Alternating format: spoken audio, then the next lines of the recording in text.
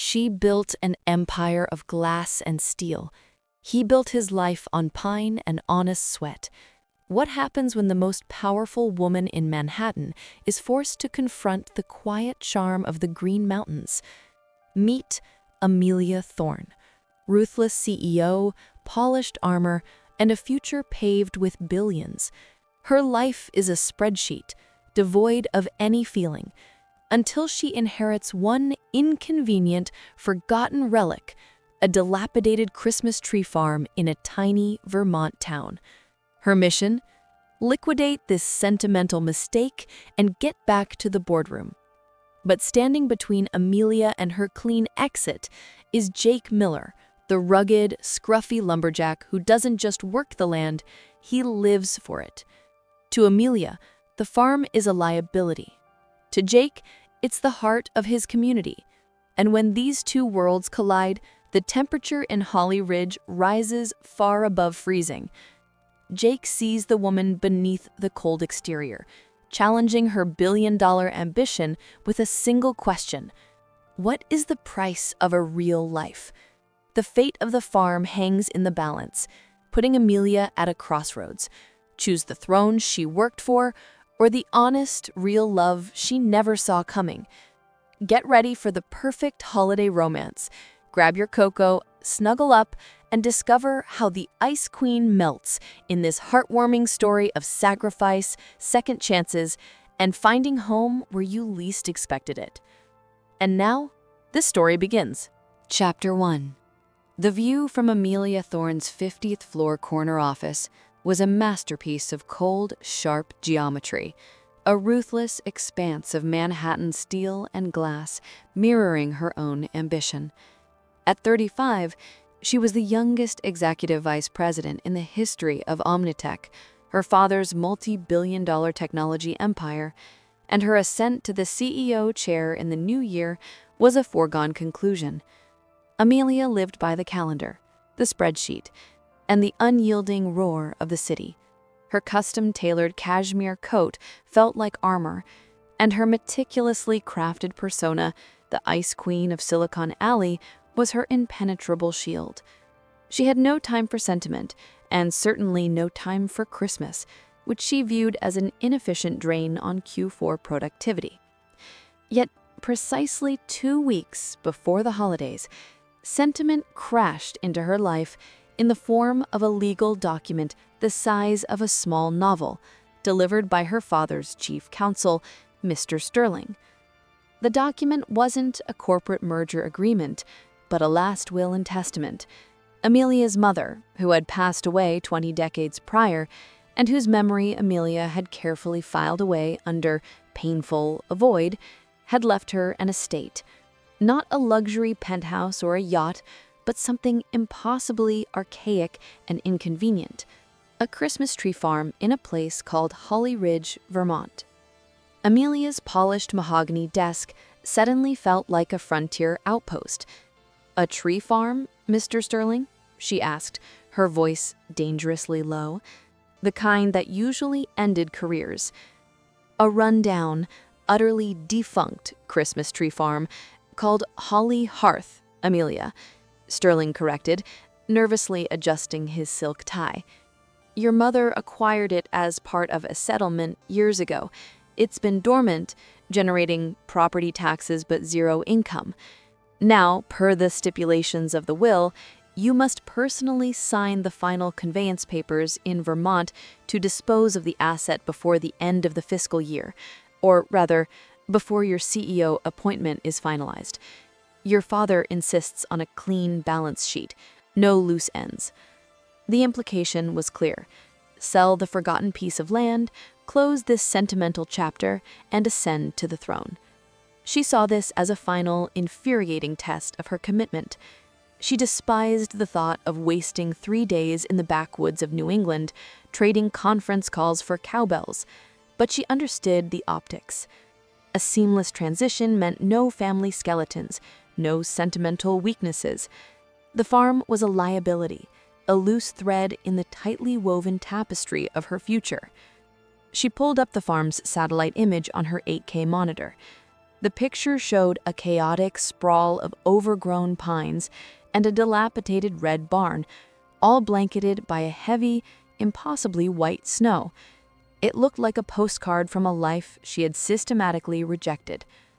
Amelia sighed, already calculating the cost of a private jet charter and the necessary amount of portable Wi-Fi. She had $1 billion company to run, and this was merely a tiny, inconvenient chore. She would fly in, sign the papers, and be back in time for the Q4 projection meeting. She would liquidate Holly Hearth and bury the past forever. She issued her orders, book the trip, find the best local real estate attorney, and clear her calendar for the minimum required time. She would be professional, clinical, and entirely detached. Nothing in that quaint little town, and certainly nothing in that inherited, forgotten patch of dirt, could possibly touch the woman who was about to rule the world. She tucked the silver key to the farmhouse, which Sterling had handed her, into her expensive handbag, a relic of a past she had no intention of revisiting. The key felt heavy and impossibly rustic against the smooth leather lining, a stark contrast to the titanium keycard that gave her access to her empire. The irony was not lost on her. The only thing standing between her and ultimate power was a small, dusty key to a place she barely remembered. She stood, looked out at the glittering, cold city, and reaffirmed her goal: 2 days, maximum. Get in, get out, get rich. The only thing she failed to calculate was the profound, silent power of the wilderness and the unpredictable, stubborn heart of a lumberjack. Her assistant, cautiously opening the door, interrupted her thoughts. "Ms. Thorne, your 2 p.m. is waiting. He's here to discuss the Q1 acquisition strategy." She snapped back to reality, the world of spreadsheets and stock values, the world where she was comfortable. "Send him in," she commanded, the steel back in her voice, already dismissing the memory of the snow-covered fields on her screen. Chapter 2. The air in Holly Ridge, Vermont didn't just feel cold, it felt clean, assaulting Amelia's metropolitan lungs with an aggressive freshness she hadn't experienced since childhood. She had managed to secure a high-end rental car, a sleek black SUV, which looked distinctly out of place against the backdrop of quaint, brightly painted wooden storefronts and the perpetual dusting of fresh snow. Amelia, draped in a designer wool coat that was far too thin for the actual climate, checked her phone for the 10th time. 0 bars. A profound existential panic began to set in. The GPS, relying on satellite data, insisted the Holly Hearth farm was just ahead. But the only thing ahead was a poorly maintained dirt road lined with towering, shaggy pines that looked ready to collapse under the weight of the snow. She found the driveway, a barely visible gap marked by a leaning, hand-painted wooden sign that read simply, Holly Hearth, established in 1952. With a reluctant sigh, she turned onto the treacherous path, the expensive tires immediately struggling for purchase in the packed snow and ice. She found the farmhouse first, a charming, albeit decaying structure that seemed to sigh under the weight of decades of neglect. But it was the barn, painted a faded, defiant red, that drew her attention, primarily because it was the source of a tremendous, rhythmic banging noise. Parking her SUV with tactical precision, as far away from any stray branches as possible, Amelia strode toward the noise, prepared to deliver a cease and desist order to whomever was trespassing on her newly acquired temporary property. The scene that greeted her was the antithesis of her life. Inside the open barn door, amidst the earthy, intoxicating smell of fresh-cut pine, sawdust, and something vaguely like honest sweat, was a man. He was framed by the harsh winter light, working with an old-fashioned axe to split massive logs with an almost hypnotic efficiency. He wore worn flannel, jeans dusted with sawdust, and a knit cap perched haphazardly on a mess of dark, unruly hair. He was scruffy, yes, but in a way that looked earned, not stylized. As he brought the axe down with a powerful, practiced motion, the wood cleaved perfectly, and the sound echoed like a gunshot.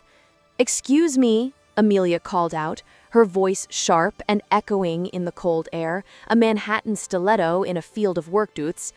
The man didn't flinch, didn't stop, just kept splitting wood. Amelia raised her voice, annoyed that he wasn't acknowledging her immediate corporate authority. "I said, excuse me, this is private property. What exactly do you think you're doing?" The man finally stopped, resting the axe head on a knee-high log. He turned, and Amelia instantly felt a jarring shift in the atmosphere. His eyes, an astonishing shade of clear blue, met hers, and they were amused, challenging, and completely unconcerned by her presence.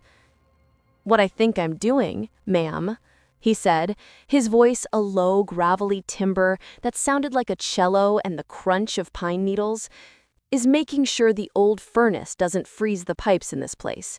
The name's Jake Miller. I'm the caretaker. Or I was until you showed up."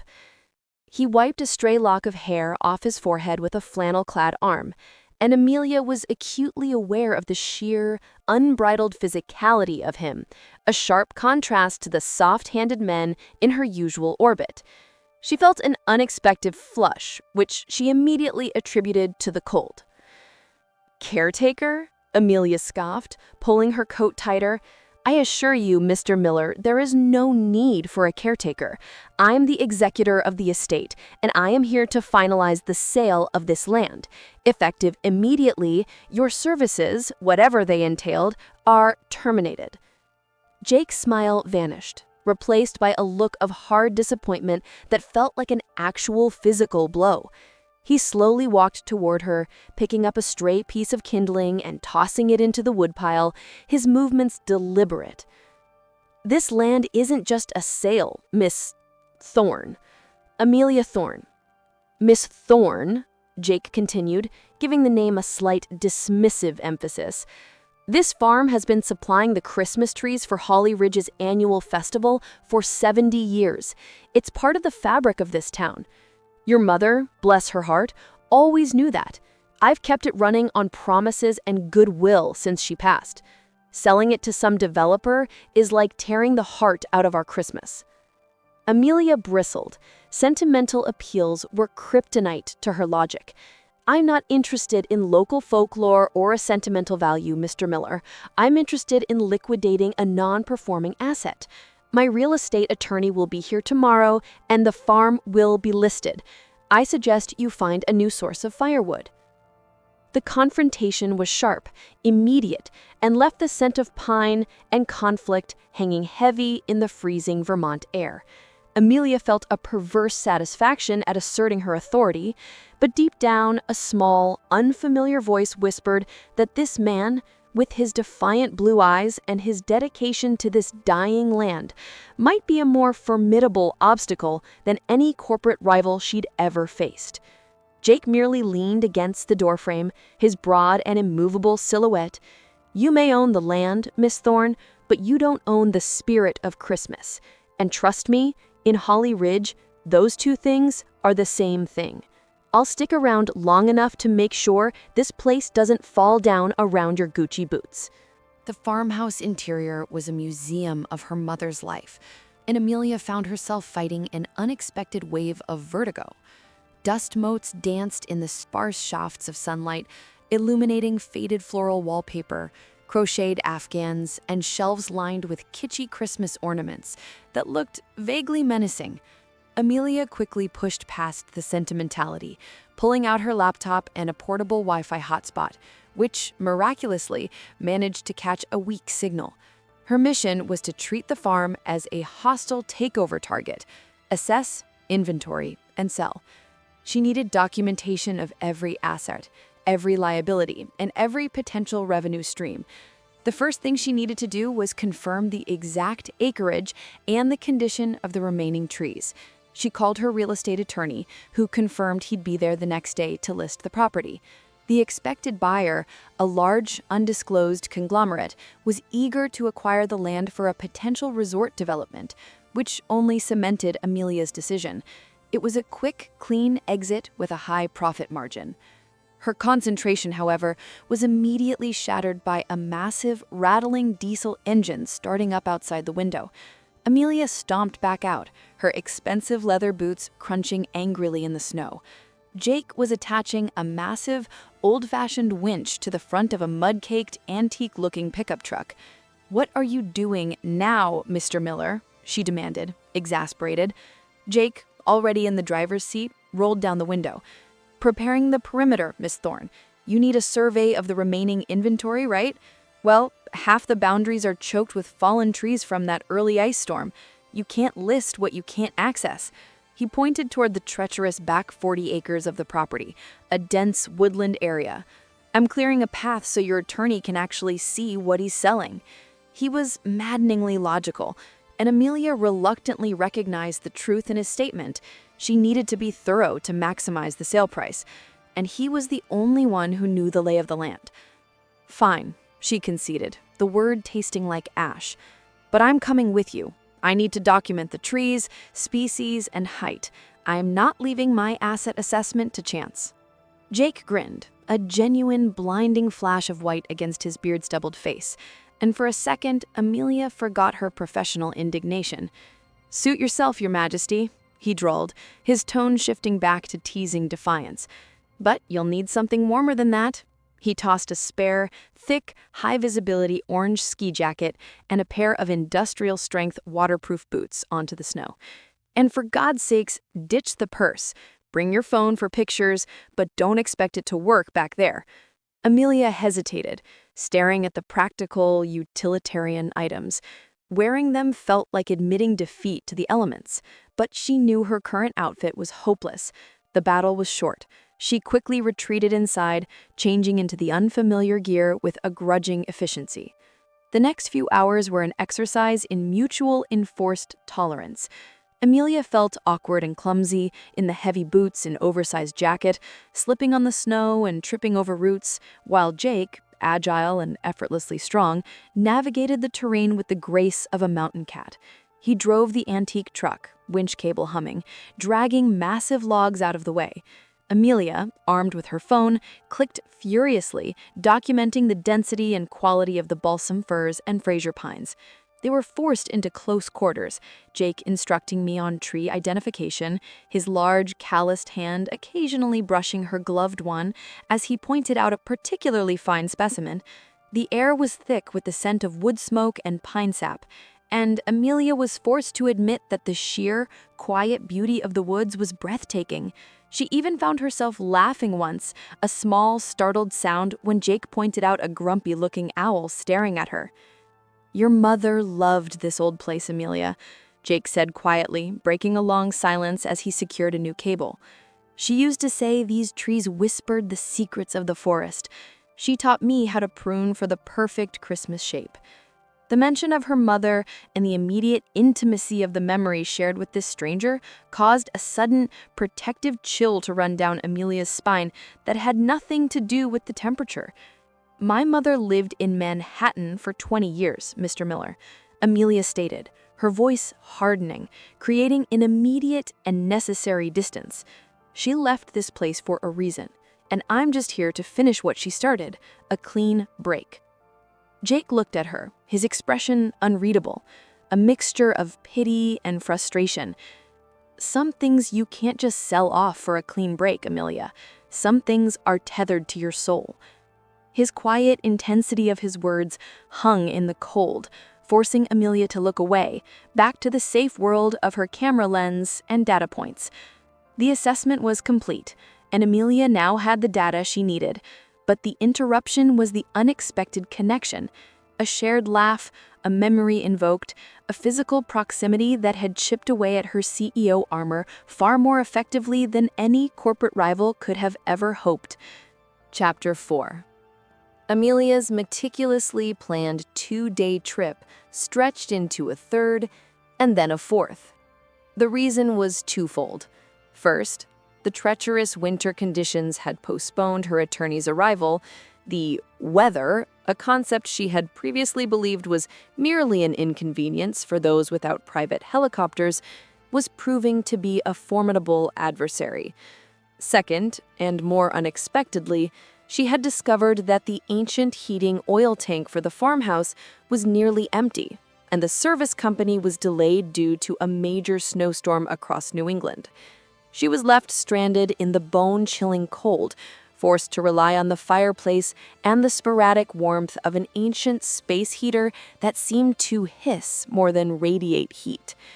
Jake, predictably, discovered her predicament, and rather than gloating, he arrived with a delivery, a massive pile of freshly split, seasoned firewood, and a steaming thermos. "You're gonna freeze your corporate assets off in here, Ms. Thorne," he said, dumping a large armload of oak and maple next to the hearth with a practiced thud. "That furnace is drier than a Manhattan martini. Here, I made a stew. You can't run a takeover on lukewarm instant noodles." He placed the thermos and a small ceramic bowl on the rickety kitchen counter. Amelia, whose stomach was already twisting in a painful knot of hunger and cold, felt a strange gratitude mixed with her annoyance. "I didn't ask for your charity, Mr. Miller." "It's not charity," Jake countered, shrugging out of his heavy canvas coat, revealing a well-worn green thermal shirt. "We look out for the people on the mountain, even if they're trying to sell the mountain out from under us." He stayed, not because he was asked, but because he saw that the fireplace flue was choked with creosote, an invisible danger. He took control, finding a ladder and a chimney brush in the barn, and soon he was covered head to toe in soot. But the fire was roaring cleanly and powerfully. Amelia found herself watching him, mesmerized by his innate ability to fix things, to bring warmth and order to the decay. She observed the lines of concentration around his eyes, the ease with which he handled tools, and the sheer competence radiating from him. She, the master strategist who could manipulate a stock market, felt completely helpless in this environment. As the fire crackled, casting a warm, flickering glow across the room, Jake finally joined her, accepting a mug of the surprisingly flavorful stew she had reluctantly heated up. They ate in silence for a while, the silence not awkward, but companionable, broken only by the rhythmic pop of the burning wood. Amelia found herself studying him, his hands, large and scarred from work, holding the ceramic mug with a surprising gentleness. "So, Jake Miller, what exactly is a lumberjack's stake in a multi-billion-dollar real estate transaction?" Jake leaned back against the hearth, seemingly relaxed for the first time since their clash. "I'm not just a lumberjack, Amelia. I run Holly Ridge's Sustainable Forestry Cooperative. We manage the surrounding timberlands, ensuring the forest stays healthy. But Holly Hearth, that's personal. Your mom helped set up the first land trust in this valley. She believed in the land. And I grew up here. I bought my first axe from your grandfather. This isn't just about trees. It's about the town's identity. If this farm is sold to a developer, it's just the first domino. We lose the character of the place, the peace, the quiet beauty you don't find in Manhattan." Amelia felt a familiar wall of defenses go up. "Quiet beauty doesn't pay for infrastructure, Jake. I need to be objective. This land is worth millions to the right buyer. It's an investment, a huge payoff, and the smart, logical move." "And what about the smart, logical life, Amelia? Is that what you're living up in that glass tower? Does it make you happy?" The question was so sudden, so direct, and so utterly irrelevant to her professional life that Amelia stammered. "My life is efficient, Mr. Miller. Happiness is an optional metric." Jake chuckled, a deep, resonant sound that warmed the room more than the fire. "That sounds like a spreadsheet talking. We'll see what the quiet beauty of a Vermont winter does to your efficiency." He stood up, preparing to leave. "I'll stop by in the morning to check the chimney draft. Don't let the fire die out. And Amelia, try to look up at the stars tonight. You can't see them from the 50th floor." He put on his heavy coat, the pine and sawdust scent briefly filling the room, before he disappeared into the snowy night, leaving Amelia alone, with a full stomach, a roaring fire, and a profound, unwelcome curiosity about the stars. Chapter 5. The enforced downtime began to chip away at Amelia's rigid schedule. Unable to efficiently work without reliable internet, she was forced to deal with the farmhouse itself. She started in the attic, looking for a deed or any hidden document that might speed up the sale. Instead of legal paperwork, she found boxes stuffed with her mother's past, photo albums, sketchbooks, and, most poignantly, a collection of handwritten journals. The journals chronicled her mother's life after leaving her father in Manhattan, the life Amelia had never known. The pages were filled with descriptions of the farm, the changing seasons, and detailed drawings of pines and maples. In one entry, dated to the last Christmas before her mother's death, she wrote about planting a special grove of blue spruces, hoping Amelia would one day see them. The unexpected intimacy of reading her mother's voice, full of a peace Amelia didn't recognize, was a profound shock. She spent the afternoon looking for that specific grove, the memory tugging at her with a painful yet necessary weight. She found the area near the back boundary, a small, protected depression where the blue spruces stood out, healthy and shimmering with an ethereal, icy blue. As the sun began to set, painting the snow-covered slopes in hues of pink and gold, Jake appeared, driving his old pickup, seemingly materializing from the shadows of the forest. He had come to drop off a load of dried kindling. He stopped when he saw Amelia standing silently among the blue spruces, looking small and fragile in the immense wilderness. He walked over slowly, his bootsteps barely audible in the fresh snow. "Those are the wishing spruces," he said softly, joining her. "Your mom and I planted those together. She said they were for the wish she hoped would one day come true." Amelia swallowed, feeling the sudden prickle of tears that she hadn't allowed since she was a child. "What wish?" she asked, her voice barely a whisper. "To heal," Jake replied simply, looking not at Amelia but at the trees. "To heal the past, heal the land, and heal her connection with the people she loved." Amelia finally looked at him, truly looked, and saw the deep, genuine respect he held for her mother. It wasn't just about the land, it was about honoring a memory. Jake took her hand, his large, rough palm, and closing her cold, soft one. It wasn't a romantic gesture, but a grounding one, a silent acknowledgement of their shared connection to the woman who had owned this land. "You know, Amelia, you're always looking at this place through a price tag. You don't see the light in you that your mother saw in these trees. That ambition, it's just fear in a well-tailored suit. Why are you so determined to run from this quiet?" Amelia pulled her hand away, retreating back into her professional shell. "I'm not running from anything, Jake. I'm running to a billion-dollar legacy, my father's legacy. This life, this simplicity you love, it's just a distraction. A beautiful one, I grant you, but a distraction nonetheless." Jake stepped back, respecting her distance, but his blue eyes held a gentle challenge. A distraction from what? From living? It takes courage to choose the quiet life, Amelia.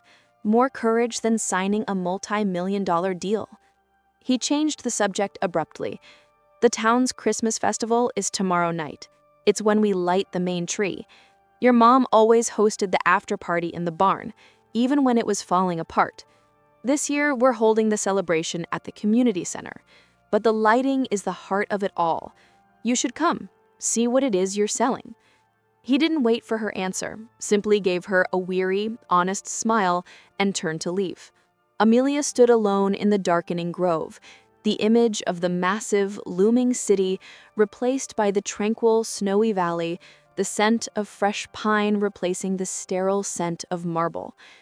The journal and the spruces had created a powerful crack in her protective armor, and for the first time in years, she felt a profound sense of loneliness that her success had managed to mask. Jake's words about courage echoed in the crisp night air, and she knew she wouldn't be able to resist seeing the festival. She needed to understand what she was selling, and perhaps what she was missing. Amelia decided to attend the Holly Ridge Christmas Festival, not out of interest, but out of professional curiosity. She told herself she needed to assess the community impact of her impending sale. She traded her sleek boots for Jake's borrowed, slightly too large snow boots and drove to the town square. The square was a scene from a vintage Christmas card, strings of warm, white lights draped across every building, a massive, towering Christmas tree dominating the center, and the air filled with the scent of cinnamon, pine, and wood smoke. Laughter and the cheerful, slightly off-key sound of a local brass band filled the night. Amelia felt conspicuously out of place, her designer coat feeling like a costume, her expensive perfume clashing with the natural aromas of the festive night. She watched from the edge of the crowd, observing the genuine joy on the faces of the families. Then she saw Jake. He was talking animatedly with the mayor, his face alight with pride as he gestured toward the massive tree, the center of the ceremony. He spotted her, and with a quick nod to the mayor, began making his way through the crowd toward her. "You came," he stated, a warmth in his blue eyes that was almost disarming. Couldn't resist the allure of small-town spectacle? Amelia managed a slight smile. "I'm here for data acquisition, Mr. Miller. I'm documenting the town's enthusiasm to potentially charge a premium for the local heritage factor." Jake shook his head, a gesture of fond exasperation. "Always the businesswoman. Come on, I want you to meet some of the people who rely on Holly Hearth." He led her through the crowd, introducing her to dozens of friendly, genuine people, the owners of the bakery that got its spice blend from the farm, the craftswoman who used the pine needles for potpourri, and the elderly woman who remembered Amelia planting the first seedling. With each handshake and kind word, the asset became a network, a community, a living, breathing entity. Amelia found herself lowering her guard, actually listening to the stories. Then the mayor stepped up to the podium, a portly, smiling man with a booming voice, and gave a warm speech. He thanked all the citizens, mentioned the legacy of the Thorne family, and then, with a flourish, threw the switch. A collective gasp went up as the towering pine burst into light, thousands of colored bulbs transforming the night into a magical, shimmering spectacle. The crowd cheered, the brass band launched into a lively Christmas waltz, and Jake turned to Amelia, holding out his hand. "Come on, Ice Cream. Let's see if that armor can withstand a little three-quarter time." Amelia hadn't danced in years, certainly not a waltz, and definitely not in oversized boots in a crowded town square with a scruffy lumberjack. But something in the moment, the shimmering lights, the music, the scent of pine, and the challenging glint in his eyes made her powerless to resist. She placed her hand in his, and his grasp was firm, warm, and steady. He guided her onto the makeshift dance floor, and surprisingly, he was an excellent dancer, leading her with an assured, gentle strength. They moved together, Amelia slowly shedding her stiffness, finding a rhythm that felt instinctive and easy. They were close, their bodies occasionally brushing, and the subtle scent of Jake, a mixture of pine, flannel, and clean male scent, was intoxicating. For a few glorious minutes, the spreadsheets vanished, the takeover bid was forgotten, and there was only the music and the powerful presence of the man holding her. As the waltz came to a close, they paused, their eyes locking, the air suddenly thick and electric. Before either could speak, the magic was broken by a slick, well-dressed man who materialized from the shadow of a lamppost. He was immaculately tailored, a stark contrast to the flannel and wool surrounding them. "Miss Thorne, Amelia Thorne, a pleasure. Philip Roth, CEO of Horizon Resorts." He extended a gloved hand. "I'm the interested party in the acquisition of Holly Hearth. I happen to be in the area, and I thought I'd save us both some time." He dropped his voice to a confidential, conspiratorial whisper. "We love the land, Miss Thorne. The heritage appeal is excellent for our marketing. we're prepared to offer you 30% above your current listing price, cash, no contingencies.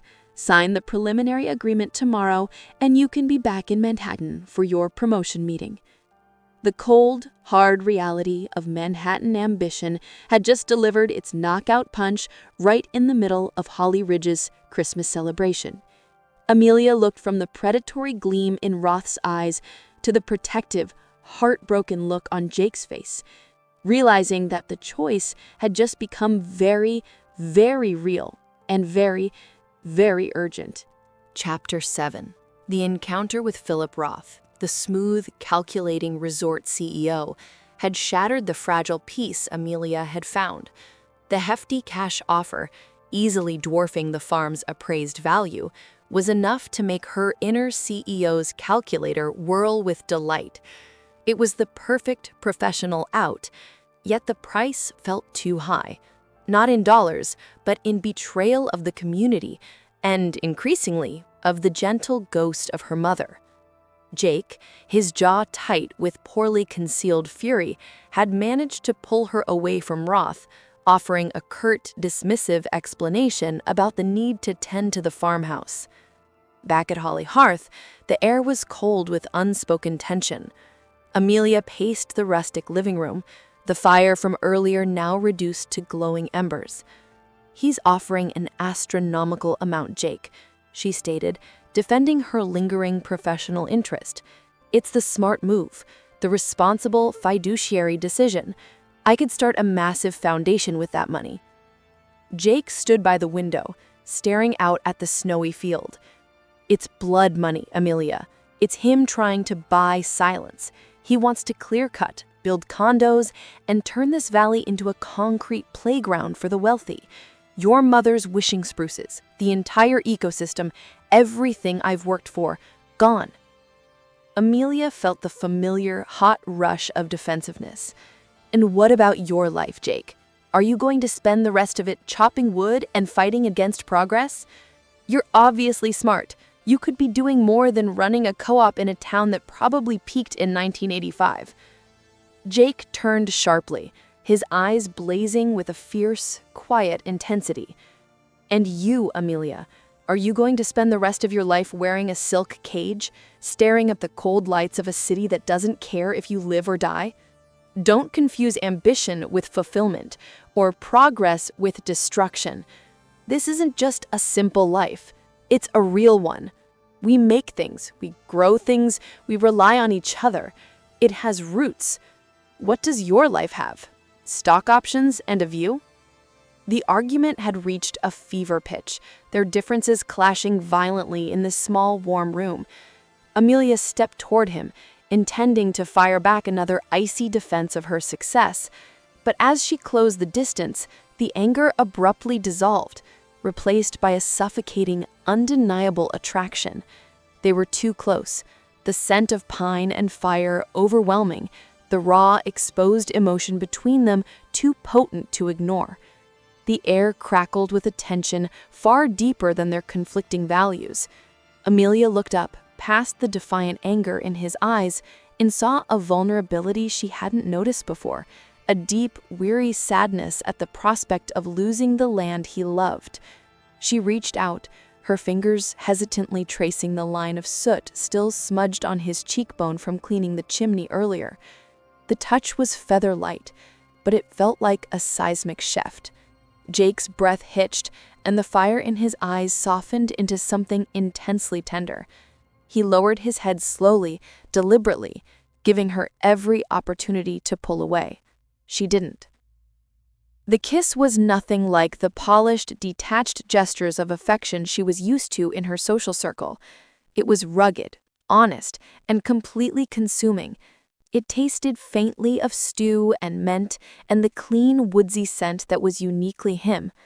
His hand cupped the back of her head, his calloused thumb gently stroking her temple, drawing her closer as the world outside the farmhouse melted away. In that moment, surrounded by the crackle of the hearth and the silence of the Vermont snow, Amelia felt a connection that bypassed her mind and went straight for her heart. A feeling so real, so terrifyingly present that it made the complexity of her Manhattan life seem like a flimsy illusion. When they finally pulled apart, both breathless, Jake rested his forehead against hers. "That," he whispered, his voice thick with emotion, "is what you'd be selling." Amelia stood speechless, leaning into his strength, her entire worldview tipping on its axis. The simple, profound truth in his touch had done more to undermine her corporate resolve than all the arguments about community and legacy. She was terrified, exhilarated, and for the first time in years, completely, gloriously undone.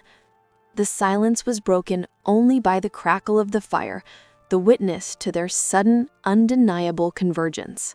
The morning after the kiss was awkward, silent, and charged. Amelia woke up in the spare farmhouse bedroom, the memory of Jake's lips and the strength of his embrace making her cheeks flush. She immediately tried to reassert control, treating the romantic encounter like an unexpected, non-recurring glitch in the system. Jake arrived shortly after, dropping off freshly baked cinnamon rolls from the town bakery, a silent peace offering that smelled heavenly. He kept his distance, their conversation strictly focused on the farm's logistics. "My attorney, Mr. Graves, is finally arriving this afternoon," Amelia announced, trying to sound purely businesslike. "He's bringing the final formal listing agreement and the preliminary purchase option from Roth." Jake leaned against the counter, tearing a piece of cinnamon roll slowly. "And you're going to sign it?" he asked, his voice steady but heavy with disappointment. Amelia hedged. "I haven't decided, Jake. The offer is substantial. It would secure my future and the future of Omnitech, which, incidentally, employs thousands of people. It's a choice between sentiment and responsibility." Jake pushed off the counter, his intensity returning. "It's a choice between integrity and convenience, Amelia. That farm isn't just land. It's the headwaters for the entire valley. Your mother had an agreement with the local water commission. Selling it to a resort developer puts our clean water supply at risk. I found the original handwritten agreement in the barn's dusty old ledger. It's not a legal document, but it's a promise." He produced a tattered, fragile piece of paper written in her mother's elegant script, promising to always protect the watershed. Amelia took it, her fingers trembling slightly as she recognized her handwriting. Suddenly, her father, Robert Thorne, called. The signal was fleeting but strong enough for a quick, brutal conversation. "Amelia, I've heard you're still in Vermont.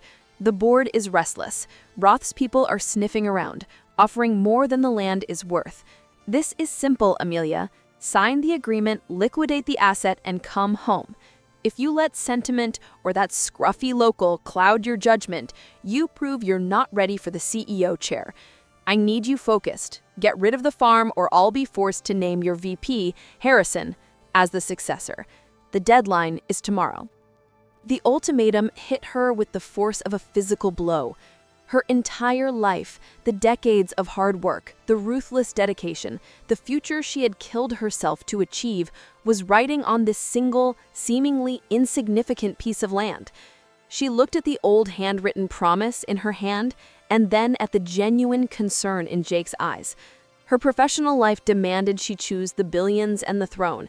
Her emerging heart demanded she choose the quiet, the integrity, and the man standing before her. "I need time," she whispered, hanging up the phone, her hands shaking. "I need one night. My attorney is coming to finalize the documents for the sale tomorrow morning regardless, but I'll meet with Roth privately tonight. I need to understand his plan, his true plan for the land." Jake's expression hardened. "Don't, Amelia. Don't sit across the table from that man and let him charm you out of your conscience. He's a predator." "I'm a predator too, Jake," Amelia stated, regaining her composure, the Ice Queen armor snapping back into place. "And I know how to play the game. I have to know what I'm sacrificing or what I'm gaining. Let me do this my way. Just stay close. I might need a ride back when I decide." Jake watched her, his hope visibly waning, replaced by a deep-seated distrust.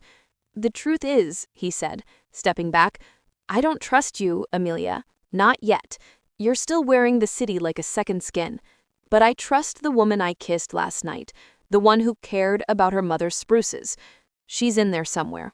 Just remember what you feel when you stand in those woods, not what you feel when you stand in that tower." He turned and walked out, leaving her to face the cold reality. Tomorrow, she would choose which life to keep and which to destroy.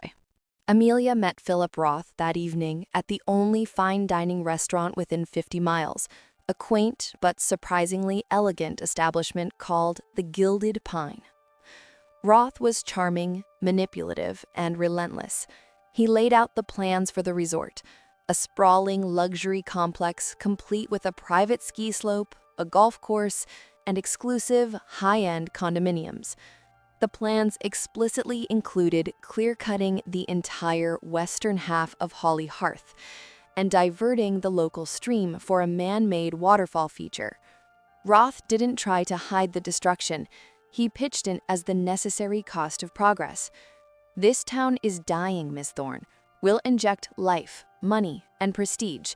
Your mother's little farm will become a footnote, but you, Amelia, will secure your legacy as a smart, profitable CEO. Think about the closing dinner." Amelia listened, but the slick, hollow words no longer held their power. She kept thinking of the wishing spruces, the old ledger, and the feeling of Jake's calloused hands on her face. She politely but firmly deferred the signing, claiming she needed to review the land trust documentation Jake had shown her. Roth was annoyed, but confident. "Be smart, Amelia. I'll see your attorney tomorrow morning." Exhausted and deeply conflicted, Amelia returned to the farmhouse. The snow had started falling again, silent, heavy flakes coating the world in a profound stillness. She found Jake sitting on the porch swing, bundled in a thick coat, staring into the falling snow. He didn't ask about the meeting. He didn't need to. He could read the turmoil in her posture. "Walk with me," he finally suggested, without looking at her. Amelia agreed silently, pulling on her borrowed jacket and boots. They walked together, their footsteps muffled by the deepening snow, heading toward the back 40, toward the grove of wishing spruces. The moon, a bright silver disk, had broken through the clouds, illuminating the landscape with an ethereal, icy glow. It felt like they were walking through a silent, perfect dream. "He wants to destroy it, doesn't he?" Jake asked quietly, his voice carrying clearly in the crisp air. Amelia nodded. "The entire western ridge. Everything you and my mother worked on. He called it asset consolidation and necessary land optimization. It sounds hideous, but it's the language I've spoken for 20 years. It's the only language my father respects." She stopped beneath the protective canopy of the blue spruces, looking up at the snowy branches. "I realized something tonight, Jake. When I looked at his blueprints, the part of me that's Amelia Thorne, CEO, was calculating the profit margin. But the part of me that's just Amelia felt sick. This whole life in Manhattan, it's not a success story. It's a brilliant performance. I'm terrified that if I stop performing, I have nothing left." Jake turned to her, placing his hands gently on her shoulders, the warmth of his touch immediately grounding her. "You have plenty left, Amelia. You have kindness, fierce loyalty to memory, and the courage to admit you might have been wrong. You have this," he gestured around at the silent, beautiful woods. "You have the capacity for peace. And you have this connection between us, which is more real and more honest than any deal you'll ever sign." He looked into her eyes, his eyes shining with profound sincerity. "I'm falling for you, Amelia Thorne. I know it's fast. I know we're fundamentally different, but the woman beneath the armor, the one who laughs at grumpy owls and cries over old journals, that's the one I love. And I can't stand the thought of you walking away and signing over your happiness for a chair you don't even want anymore." Amelia felt the confession wash over her, stripping away the last layers of her corporate facade. She didn't have an analytical response, no cost-benefit analysis, just a simple, overwhelming truth. I'm falling for you too, Jake Miller, and I don't know how to stop the momentum I've built. My entire identity is tied to that office. If I choose you, if I choose this life, I lose everything else. She leaned into him, resting her head against his chest, listening to the solid, steady beat of his heart. But I think the fake life has already lost its appeal. I just don't know how to save the farm without sacrificing my future completely. The choice was no longer about a property sale. It was about two opposing destinies, and only one could survive the morning. The peace of the woods held her captive, while the ghosts of Manhattan pulled her back toward the fight. Chapter 10. Amelia spent the rest of the night poring over the farm's archaic paperwork by the light of the fire. Jake had given her the strength to face the facts. She couldn't sign the deal with Roth. But simply refusing the sale meant the farm remained a massive tax liability, and her father would certainly enforce his ultimatum, handing her life's work to her rival. She needed a third path, a way to save the land, satisfy her father's demand for a clean balance sheet, and, most importantly, choose the life she now knew she wanted. She reviewed the original inheritance document, the bulky will that had started this entire ordeal. Her eyes scanned the dense legal clauses, the language designed to be impenetrable to the layperson. Most of the clauses focused on the necessity of a final, binding conveyance to dispose of the asset. But one small, archaic clause buried deep within the legalese caught her attention. It was a section concerning the potential conversion of the property into a non-profit trust, a contingency her mother, a known idealist, had clearly insisted on. The clause stipulated that the property could be conveyed in perpetuity to a recognized 501c3 entity whose mission is aligned with sustainable forestry and community preservation, thereby instantly removing the asset's taxable liability and ensuring its protection. Furthermore, the transfer would technically satisfy the requirement for final conveyance of the asset from the estate. The realization hit her like a thunderbolt. This was the answer. She didn't have to sell to Roth, and she didn't have to saddle herself with an unsellable property. She could give the farm to the town, permanently protecting it, and still technically comply with the terms of her inheritance by finalizing the conveyance. But she needed a legitimate organization, and she needed to move fast. She frantically woke Jake. "Jake, wake up! I found it!" she exclaimed, shaking his shoulder. He sat up, groggy but alert, seeing the frantic energy in her eyes. Amelia explained the clause and her plan. "Do you have a recognized 501c3 entity here? That sustainable forestry co-op you mentioned, is it a nonprofit?" Jake's eyes widened, a slow smile spreading across his face. "Yes, the Holly Ridge Land Trust and Forestry Cooperative. We got our designation last year. It's legitimate, Amelia.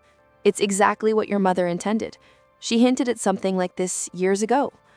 The realization that her mother had built this escape route into her final wishes, a testament to her understanding of her daughter's conflict, was deeply moving. Amelia grabbed her phone, the weak signal suddenly a lifeline. She contacted her corporate legal team, bypassing Mr. Graves, demanding they draw up the necessary legal documents for an immediate, irrevocable transfer of the Holly Hearth Farm, 500 acres, to the Holly Ridge Land Trust and Forestry Cooperative. She instructed them to cite this specific clause and ensure the paperwork was ready by 9 a.m. The furious, confused lawyer on the other end of the line was no match for Amelia's CEO voice, sharpened by a moral purpose. As dawn broke over the snowy valley, painting the sky in a gentle wash of lavender and gold, Jake and Amelia sat exhausted but exhilarated by the fire, the finality of their decisions settling around them. "You're giving up the CEO chair," Jake stated, his voice full of awe. Amelia nodded.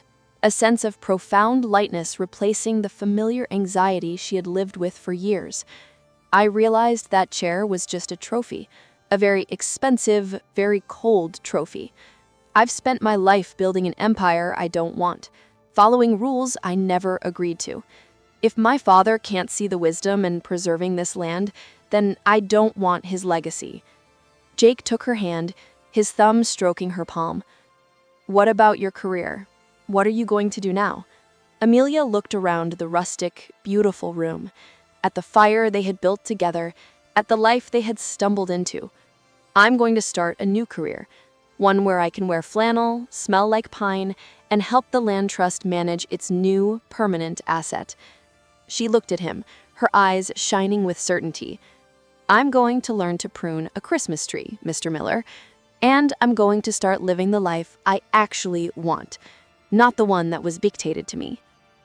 The final act of the CEO was the undoing of her empire, a deliberate sacrifice that felt less like a loss and more like a rebirth, a final, necessary step towards true freedom.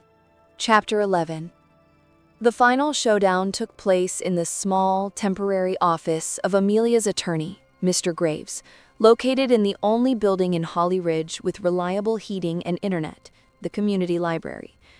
Philip Roth, the resort's CEO, was already there, impeccably dressed and radiating confidence, his checkbook visibly resting on the mahogany table. Mr. Graves looked utterly stressed, caught between his high-profile client and the corporate giant waiting to pounce. Amelia walked in, wearing the borrowed boots and jacket, but her confidence was an aura far more powerful than any expensive suit. Jake stood silently outside, a solid, calming presence by the door, watching her back. Roth smiled condescendingly. "Good morning, Miss Thorne. I trust you've made the smart decision. The papers are here. The check is ready. Let's make you rich and me a resort owner." He slid the heavy sales contract toward her. Amelia didn't sit down. She stood at the head of the table, commanding the room with the quiet authority that had made her a legend in Manhattan. "Mr. Roth, I appreciate your time and your truly generous offer. However, I regret to inform you that the Holly Hearth Farm is no longer for sale." Roth chuckled, a dry, dismissive sound. "Nonsense, Amelia. We have a preliminary option, and you're the executor. Your father expects this." "My father expects a clean conveyance of the asset, which is precisely what he will receive." Amelia then slid a stack of legal documents across the table, not the sale contract, but the deed of conveyance to the land trust. As of 10 minutes ago, the Holly Hearth Farm was irrevocably transferred to the Holly Ridge Land Trust and Forestry Cooperative, a registered 501c3 nonprofit in perpetuity. This conveyance legally satisfies the terms of the estate, removing the asset's tax liability and securing its preservation under the clause stipulated by my mother's will. The effect was immediate and devastating. Mr. Graves slumped in his chair, shocked. Philip Roth's smug smile evaporated, replaced by a livid fury that twisted his handsome features. "This is absurd. It's an act of malice. You can't just give away millions of dollars. I'll sue. I'll have your father shut down your entire division." Roth stood up, towering over the table. Amelia met his rage with cold, CEO-level calm.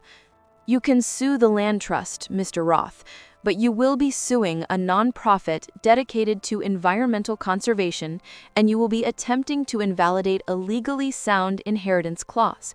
You will lose, and you will waste millions in legal fees, and your PR team will have a holiday nightmare trying to spin your war against Christmas trees." She paused, letting the statements sink in. "As for my father, I called him a half hour ago.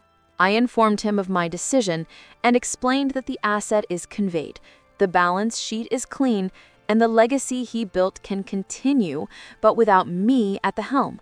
I resigned as his successor, effective immediately, citing a conflict of moral interest. He can choose Harrison. I no longer care. I choose this."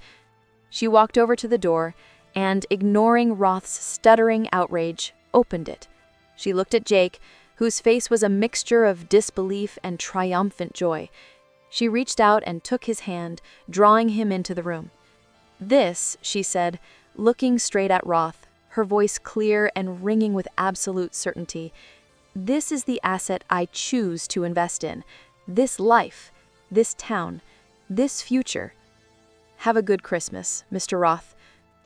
She turned her back on the furious corporate mogul, walking out the door with Jake, leaving the world of high finance and cold strategy behind her forever.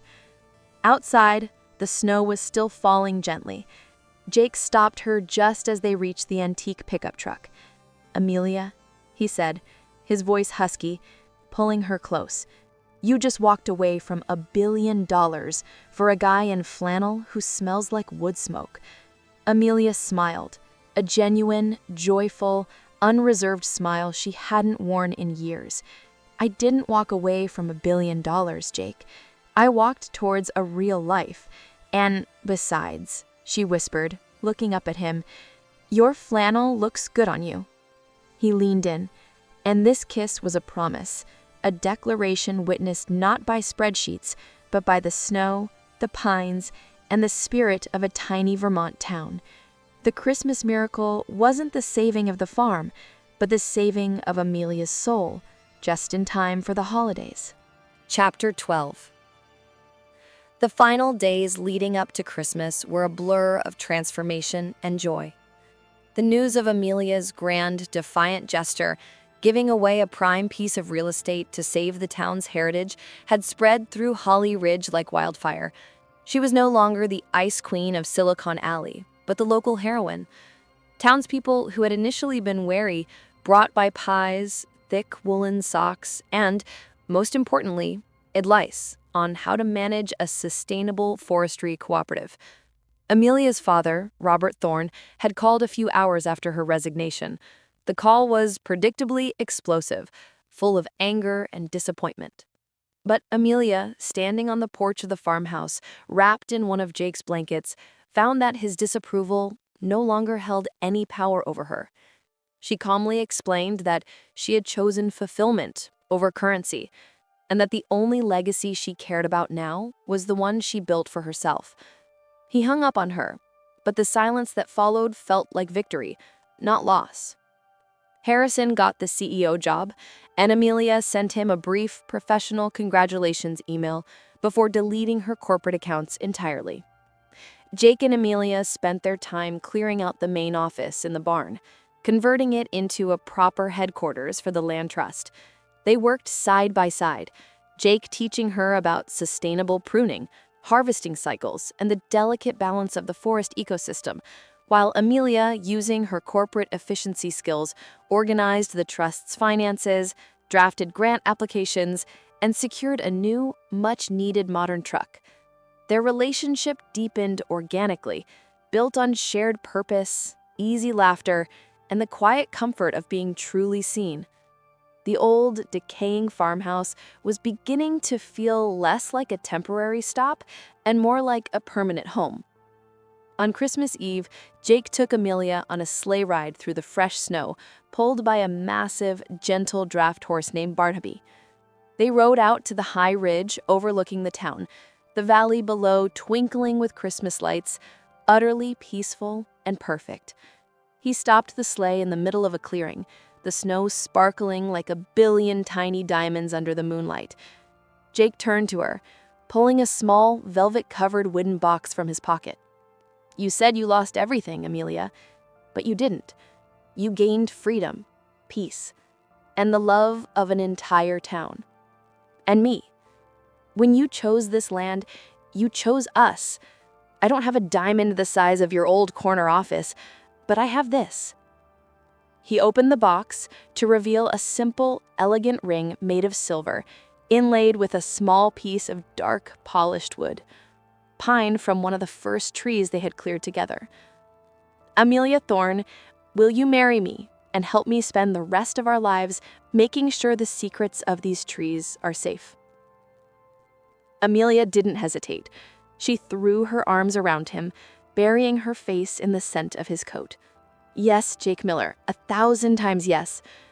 The proposal was perfect, honest, and completely real, a world away from the calculated engagements of her past life. The next morning, Christmas Day, Amelia awoke to the sound of snow falling softly against the window pane. She was curled up next to Jake, listening to his steady breathing. Downstairs, the living room was transformed. Jake had brought in a massive, perfectly shaped balsam fir, decorating it simply with white lights and ornaments her mother had collected. A small, neatly wrapped gift was sat on the hearth, clearly from her father. She opened it. It wasn't a corporate asset, but a handwritten note. "I don't understand your choice, but I understand your stubbornness. Holly Hearth is now officially yours. Keep the heat on. RT." And attached was a check, enough to fund the land trust's first 2 years of operation. It was Robert Thorne's own quiet, corporate way of giving his blessing. Amelia looked up at Jake, smiling through happy tears. The fear was gone, replaced by a profound, unshakable sense of belonging. She had traded the loud, fake life of glass towers and stock charts for the quiet, real life of wood smoke, integrity, and the enduring, perfect charm of a Vermont Christmas. Her life was finally rooted, and her heart had finally come home. And that is the quiet truth of Holly Hearth. Amelia walked away from $1 billion and gained something infinitely more valuable: freedom. She chose the scent of pine over polished marble and traded the loneliness of the glass tower for the fierce, real love of a lumberjack. The CEO's journey home wasn't a sacrifice, it was the greatest trade of her life. If you believe that the quiet life holds the most power, hit that like button now. Subscribe and comment and let me know. What would you choose? The massive success or the simple life and true love? Let me know your thoughts in the comments below.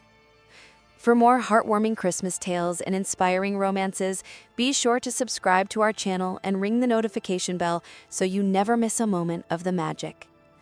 Thank you for listening. This beautiful story was written by PK and narrated by @Whisper Stories. Until the next adventure, keep believing in the power of a second chance and the true magic of Christmas.